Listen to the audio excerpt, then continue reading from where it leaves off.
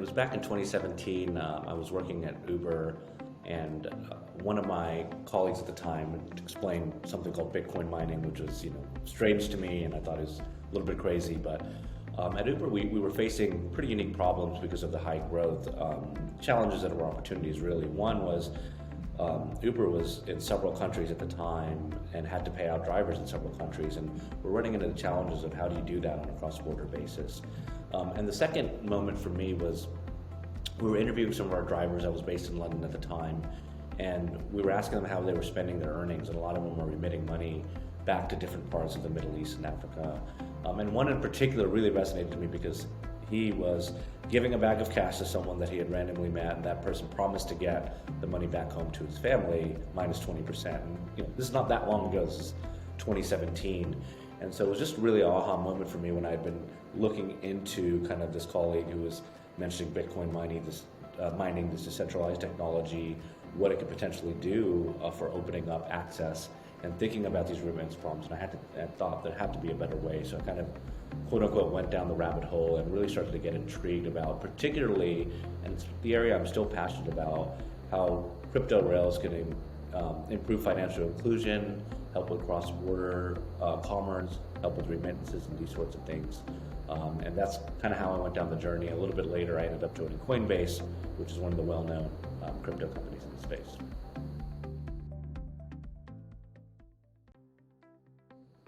Yeah, going back to the example I gave of why I became passionate about crypto with this, Uber drivers as a class of folks who needed to send money back home, a company like Uber that was in multiple jurisdictions needing to figure out how to move value.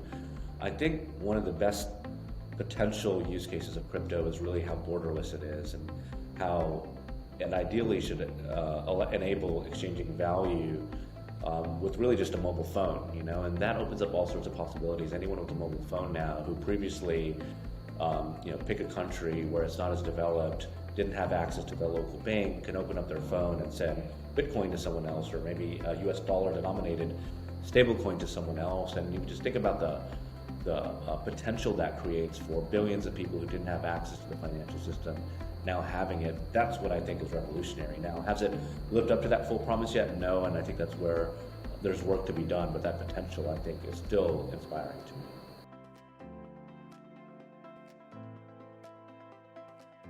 One unique thing that I learned early on there is just how important it is to have a North Star of playing the long game in crypto, and how Coinbase took very seriously early on being the most trusted, compliant, and regulated platform. And at times, while that may have slowed them down, I think over the long run it has served them well. And I learned early on at my time at Coinbase things like getting banking relationships, things like building trust when, unfortunately some negative things in the space go on, was really critical. And so that shaped my early years. I like to call that my bachelor's degree in crypto.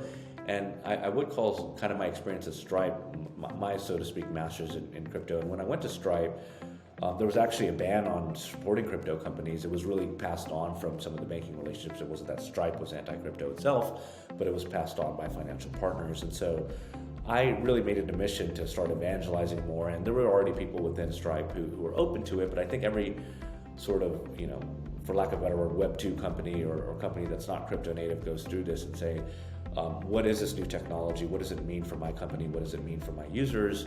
And can I add value for it? And Stripe didn't want to take part in sort of the speculative part of crypto. They wanted to take part only if there was real utility. And so I started evangelizing some of these things. There was others that did that alongside me on, for example, stable coins and how they had really picked up adoption, or the advent of new layer 2s or faster at layer 1s, where you can now probably transfer value a lot faster and settle a lot quicker, which was important to Stripe, who really wanted to play in the utility side of crypto. And so being able to go on that journey of evangelizing that, and Stripe ultimately deciding, okay, we're no longer going to ban crypto, but we're actually going to form a crypto team and build real products on top of that, was a great experience, and something that I think more Web 2 companies will be facing over the next several years, and I think we'll be embracing over the next few years as well. The companies that are trying to play the long game, like I mentioned, Coinbase is doing early on, Zero Hash is obviously doing. really sometimes have a difficult proposition in terms of understanding the complex set of licenses that you may need to get. And that's just on the regulatory side and the compliance side. Then there's the, okay, how do I go get liquidity if I need to provide crypto? How do I custody these assets? How do I integrate with blockchains and protocols? And there's just so many different things. We soon discovered that if we didn't partner closely in the space, it was going to take us years to launch something. And again, the regulatory burden, even for a company that's Stripe, that's no stranger to regulation, was also a bit daunting, right? And so, one, we realized we need partners, and then two, when we understood and got to know Zero Hash, it was really kind of a light bulb moment for us in that, wow, this company has figured out a way to first get a really strong, trusted brand in the space that is heavily regulated by the New York DFS, which was really comforting for us. Had global licenses as well. But two, just like Stripe obfuscated the complexity of accepting payments back when the call center started, Stripe, and at the time it was really hard for any digitally native company to accept card payments. Stripe obfuscated that complexity. We felt that was analogous to what Zero Hash was doing for crypto rails. One, taking some of the regulatory burden, but two, obfuscating the complexity of liquidity, custody, real-time settlements.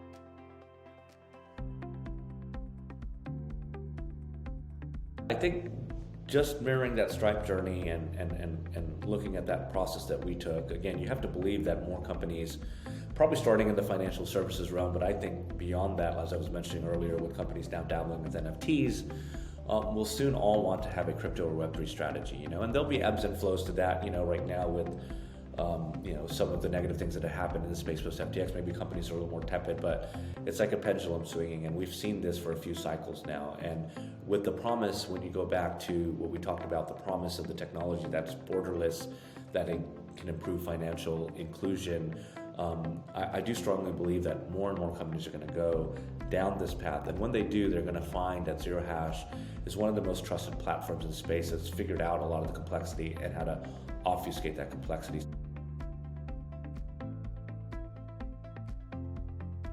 I had the fortune of being able to partner with Zero Hash for the last year and seeing Zero Hash up close. And again, I mentioned how Zero Hash just really reduced those timelines for Stripe getting into the market. And just seeing that up close really made me realize about what huge potential Zero Hash has as a company. Again, if you believe that more and more traditionally native internet companies are going to want to have a crypto and Web3 strategy. So one, I got to see that up close. Two, I got to see the team in action.